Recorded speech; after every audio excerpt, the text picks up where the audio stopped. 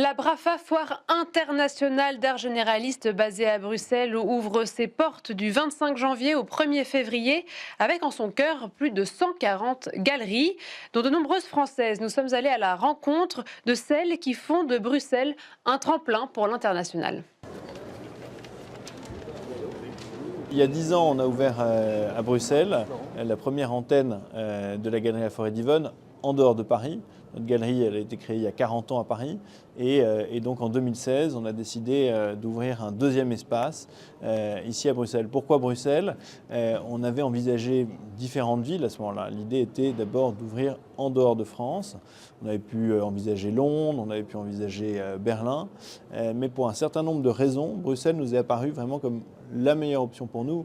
Transport terrestre, la même monnaie, la même langue et un terreau de collectionneurs importants, d'amateurs et de collectionneurs importants, très reconnus depuis longtemps. On pourrait se dire, bon, c'est quand même très proche, peut-être que les deux galeries vont se cannibaliser, mais non, pas du tout. On touche deux publics différents. Les Belges sont très audacieux, sont assez avides de découvertes.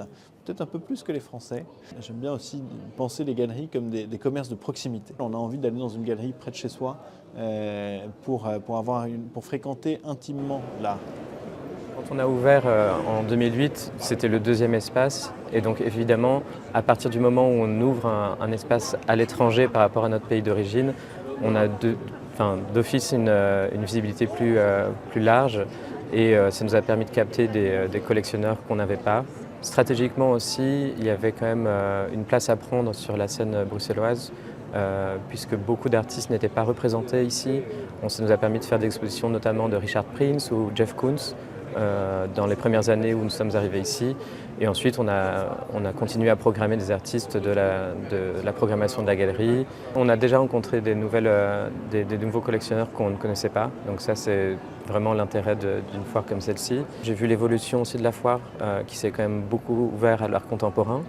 On aime beaucoup le mélange entre les périodes, à la fois les collectionneurs qui viennent pour voir des antiquités, de l'art ancien.